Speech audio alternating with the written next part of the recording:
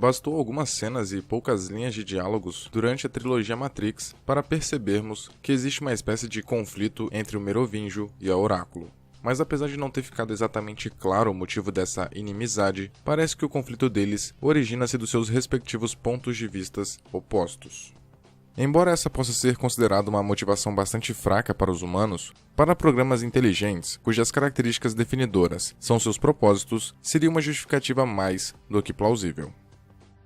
O arquiteto define a Oráculo como um programa intuitivo originalmente projetado para investigar certos aspectos da psique humana. Ele se refere a ela como a mãe da Matrix, no sentido de que ela era a outra grande figura na criação do paradigma atual. Por sua vez, a Oráculo se refere ao Merovingio como um dos programas mais antigos do sistema.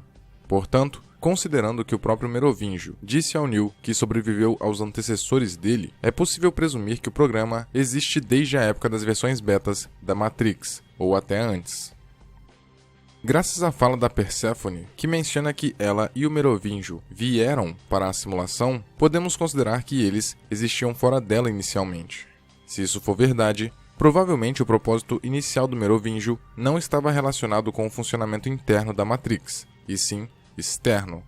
Talvez ele fosse uma das sentinelas que buscava reparar os circuitos dos casulos e impedir o despertar e a fuga de humanos.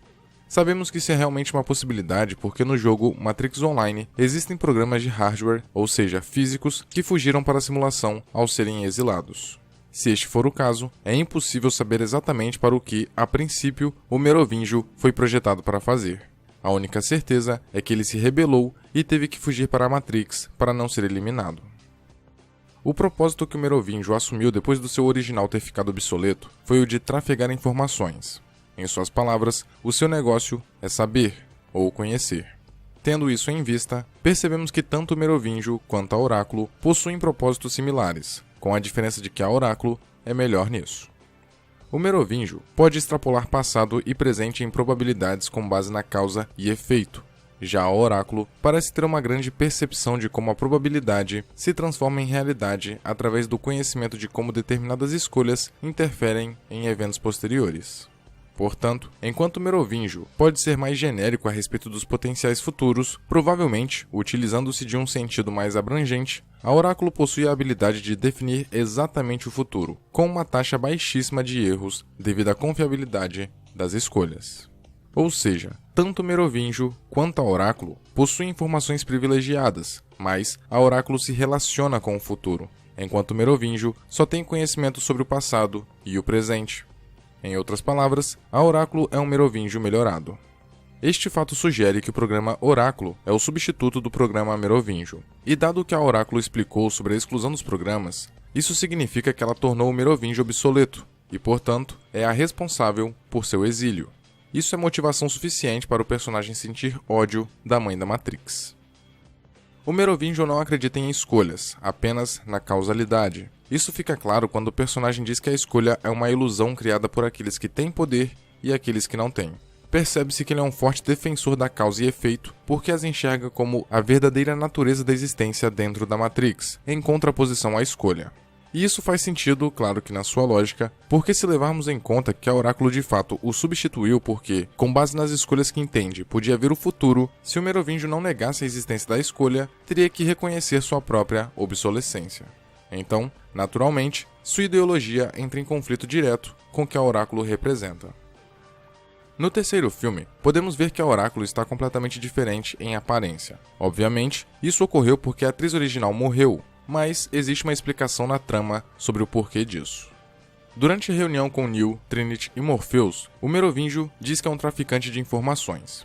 Isso é importante pois fica estabelecido que ele preza por informações privilegiadas sobre qualquer coisa, especialmente sobre uma rival, que ele poderia usar para obter vantagem eventualmente. Mais tarde, quando o Merovingio tenta barganhar os olhos da Oráculo no Clube Hell, essa cena fica meio vaga, porque não nos é informado o que o motivava a ter um desejo desses e nem qual vantagem obteria se conseguisse o que queria. Mas considerando a personalidade ambiciosa do programa e sua necessidade em adquirir sempre mais informações devido ao seu status, ter a capacidade de ver o futuro através da obtenção dos olhos da Oráculo o permitiria ter mais poder. E não só isso, ele poderia se vingar dela, ao torná-la obsoleta, ao ostentar e exercer a habilidade singular que a torna tão essencial para a Matrix. Após os protagonistas terem libertado o chaveiro, ficou claro para o Merovingio que a Oráculo havia ajudado Neo e a sua turma a alcançar esse objetivo. Assim, o personagem não hesitou em usar as informações pré-adquiridas a seu favor para tentar se vingar dela pela petulância. O Merovingio foi bem sucedido em deletar a carcaça, isto é, a autoimagem residual, da Oráculo, que presumivelmente teria sido destruída ou impedida de cumprir seu propósito caso não tivesse encontrado uma aparência alternativa. Como falhou em efetivamente destruir sua arqui-inimiga, o Merovingio tentou persuadir Trinity a trazer os olhos da Oráculo para ele, pois, como eu disse, sua ideia era ser capaz de enxergar o futuro e, como resultado, substituir a Oráculo. A escolha específica que custou a carcaça da Oráculo foi ter ajudado Ramachandra, que, ao se reunir com o Merovingio mais tarde, permitiu que o mesmo encontrasse e excluísse a autoimagem residual da Oráculo. O universo Matrix faz menções alegóricas a diversas vertentes religiosas, mitologias e crenças gerais. Logo, o Merovingio é mais um que, embora bem sutil, esboça um simbolismo expressivo. De modo generalizado, ele é o diabo.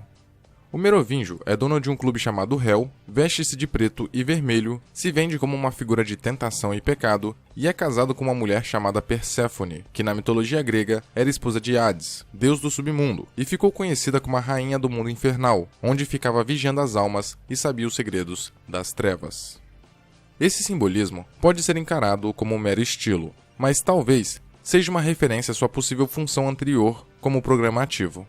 Certamente, um programa feito para ser o arquétipo do diabo teria um poder imenso dentro da Matrix, especialmente sobre outros programas antiquados baseados em concepções bíblicas, sobrenaturais e arquetípicas. Além do mais, se tomarmos como base a relação que existe entre as primeiras versões betas da Matrix com a concepção do céu e inferno, o Merovingio poderia realmente ter encarnado a função do diabo, Satanás ou Hades, quando o arquiteto projetou a simulação para primeiro ser perfeita e depois para refletir os piores pesadelos da humanidade.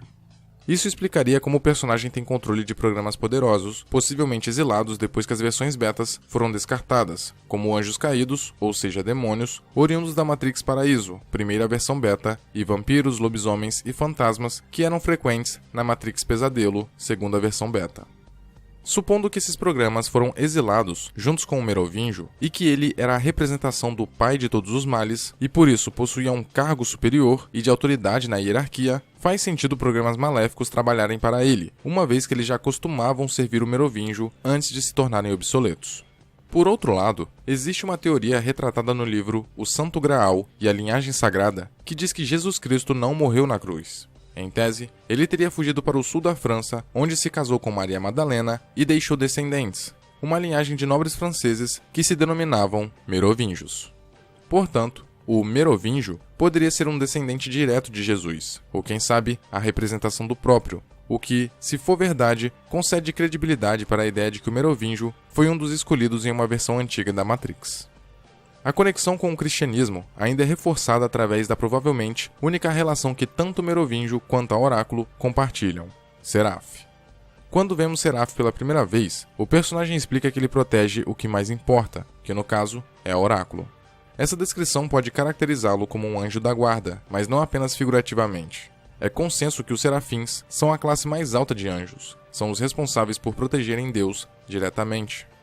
No entanto, o Merovingio, tê-lo chamado de filho pródigo e de Judas, sugere que no passado, Seraph costumava trabalhar para o Merovingio, mas quando o Oráculo tomou o lugar dele, este último deixou de ser o que mais importava e, por tabela, perdeu sua proteção. Presumivelmente, quando o Merovingio foi exilado, o mesmo aconteceu com Seraph, mas em algum momento, a Oráculo deve ter designado ele como seu protetor, devolvendo a função original do personagem, o que significava que ele não era mais obsoleto. Porém, havia traído o Merovingio como um Judas. Senhoras e senhores, então esse foi o vídeo. Eu espero de verdade que vocês tenham gostado e curtido. Como sempre nos vídeos de Matrix, esse foi baseado em tudo que tem de fato, em tudo que foi estabelecido nos filmes e em até outras mídias. Teve um grande trabalho de pesquisa por trás, mas tem muita coisa que não é comprovada também. Muita coisa que é só teoria, tese, é o que mais chega próximo de ser verdade, mas não tem nada que dê um respaldo definitivo, digamos assim, pra gente bater o martelo. Foi um trabalho de pesquisa, estudei para fazer esse vídeo, mas não é a verdade absoluta. Eu acho que vou tentar fazer esse disclaimer toda vez em vídeos que, apesar de ter toda uma base de trabalho grande por trás, né, de pesquisa, para não dar margem pra galera que gosta de pegar frases soltas ou alguma frase mais enfática para tentar desmerecer todo o texto do vídeo. Isso vem acontecendo com frequência e eu quero, na verdade, tentar amenizar isso. Então, fica aí o aviso. Mas agora me diz aí o que vocês acharam do vídeo, o que acharam dessas ideias que eu mostrei aqui. Também diz aí outros personagens, outros temas relacionados a Matrix que vocês gostariam de ver aqui no canal. Não deixa de curtir o vídeo, de compartilhá-lo, para poder ajudar no alcance aqui do vídeo, para poder atrair mais pessoas para o canal e, consequentemente, motivar a produção de conteúdo. Se possível, dê uma olhada na minha campanha do Apoia-se para ajudar financeiramente e manter o canal vivo. Também pode se tornar membro do canal, que ajuda da mesma forma. Me siga nas redes sociais, é @eleganteric, tanto no Twitter quanto no Instagram. Facebook é facebook.com/elegantismo. E é isso, vou ficando por aqui. Valeu, falou, abraço e até logo.